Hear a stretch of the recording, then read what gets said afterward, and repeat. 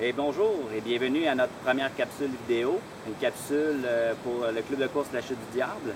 Et pour introduction, vous dire un peu, comme j'écrivais dans ma première chronique, que le trail est la meilleure surface pour courir. Et le pourquoi, c'est qu'elle est ferme et irrégulière et permet une variété de mouvements, d'adaptation au niveau des membres inférieurs et contribue à un éveil neuromusculaire ainsi que stimule la dynamique réflexe d'absorption des muscles intrinsèques au niveau des pieds.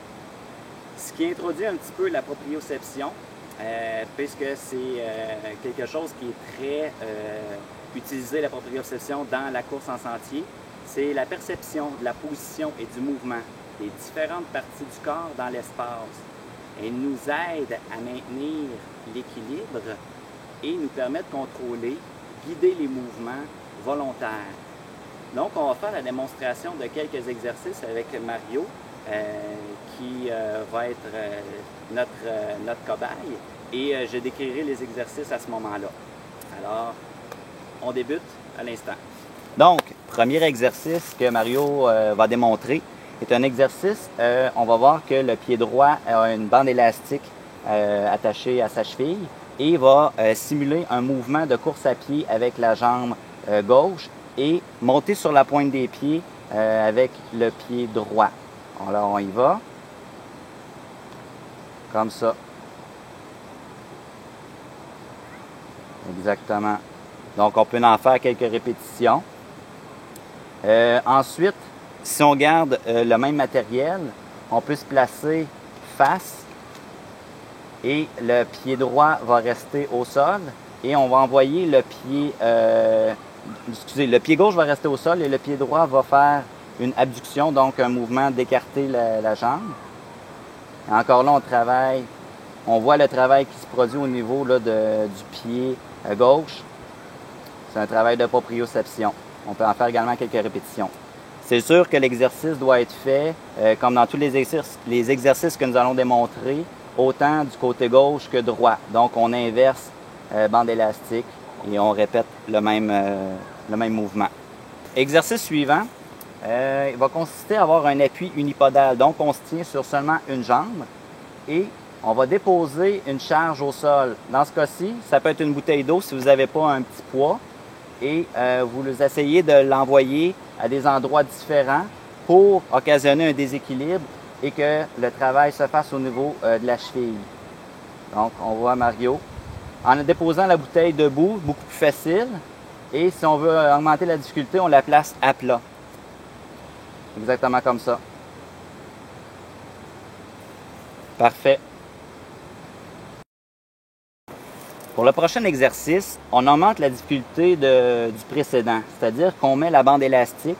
La bande élastique, soit dit en passant, elle peut être située autant qu'elle tire vers l'intérieur ou qu'elle tire vers l'extérieur. Donc, oui, exactement.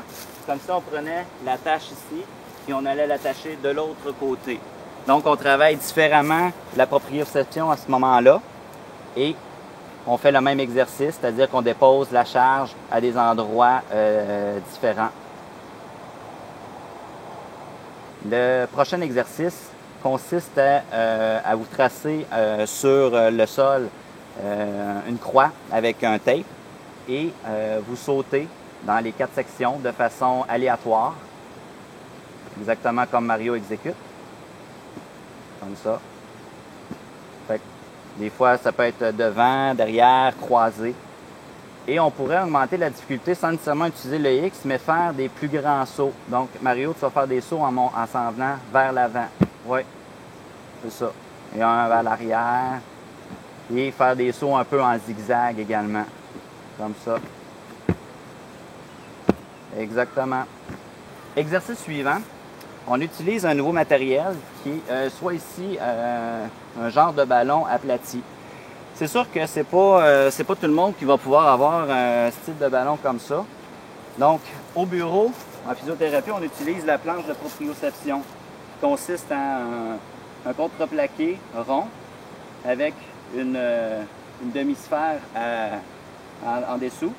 Il y a possibilité de s'en fabriquer une. Donc, comme je disais, c'est un contreplaqué. Et on peut prendre une balle de softball la couper et la visser, qui nous donne également la possibilité de faire un outil pour pratiquer la proprioception à la maison. Pour la démonstration, on va utiliser la ballonne bleue, mais on pourrait également, à la place, utiliser la planche de proprioception qu'on a ici. Donc, premier exercice, c'est simplement faire un appui unipodal. Donc, un pied, on maintient l'équilibre sur le ballon. Ensuite, si on veut augmenter la difficulté, on pourrait prendre une charge, comme on a fait auparavant dans d'autres exercices, et la déposer.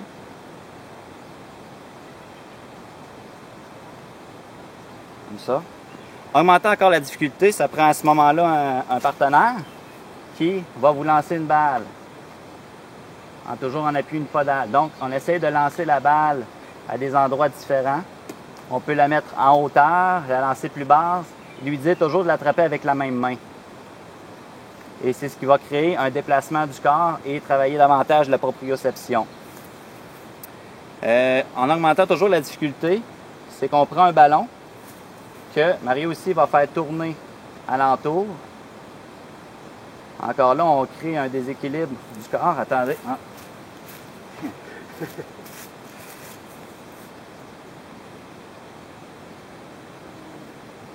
Et voilà.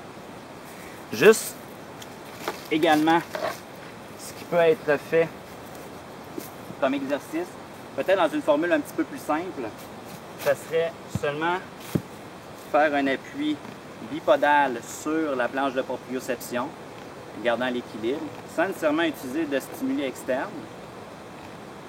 Et encore là, pour augmenter la difficulté, comme on a fait tout à l'heure avec la ballonne bleue, appui unipodal avec la planche de proprioception. On peut répéter, là, comme j'ai expliqué tout à l'heure, déposer la charge. Mais comme je vous dis, c'est quand même assez difficile. À ce moment-là, couper votre balle de softball peut-être moins haute. Le prochain exercice va consister à seulement faire une légère flexion du genou, mais ce qui est important dans ce cas-ci, c'est de tenter d'aligner la rotule avec le deuxième orteil. Donc, c'est un exercice beaucoup plus de contrôle. Et ce qui va être important dans celui-ci, c'est de le faire avec qualité et non quantité. Alors, on essaie de voir que la rotule, le genou, maintient son équilibre vers la deuxième orteil. Donc, on n'observera pas que la rotule rentre vers l'intérieur, ce qui ne devrait pas être fait, cela, ou vers l'extérieur. Exactement. Donc, on persiste à garder un alignement rotule, deuxième orteil. Dans le dernier segment des exercices qu'on démontre aujourd'hui, on va utiliser un tuyau ABS de 1,5 pouce de diamètre, à peu près d'une longueur de 16 pouces. Donc, vous pouvez trouver en quincaillerie pas trop cher. Et puis, premier exercice, c'est qu'on va comme faire du ski de fond avec. Donc, on avance et on va reculer également. Juste rester en équilibre sur les tuyaux en tant que tel, reste qui est un exercice intéressant également.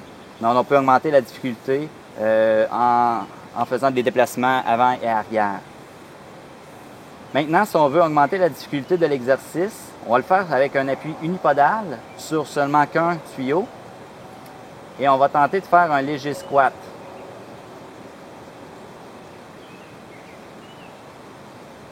Encore là, on peut bien observer le travail de proprioception qui est fait au niveau de la cheville. Quand même aussi également au niveau du haut du corps. Vous voyez toutes les réactions d'équilibre qui se fait pour maintenir la stabilité du corps. L'exercice pourrait être seulement l'appui unipodal sur le tuyau ABS et progresser avec le squat. Voilà. Maintenant, si vous voulez faire progresser davantage votre proprioception, la travailler de façon plus difficile, on augmente la difficulté. On fait un exercice qui est beaucoup plus, pour nommer Cirque du Soleil. Donc, on essaie de rouler le tuyau ABS sur le pied comme Mario nous fait. Vous voyez que ce n'est pas nécessairement facile à faire, mais tout de même bien exécuté. Donc, dans tous les exercices qu'on a démontrés, prudence quand vous le faites. Quand vous utilisez matériel comme le tuyau ABS ou les planches de proprioception, utilisez une surface qui est quand même, comme le tapis, absorbante un petit peu, puisque sur le plancher bois franc, céramique ou autre surface assez dure, il y a possibilité là, que ça glisse et que vous occasionnez une blessure.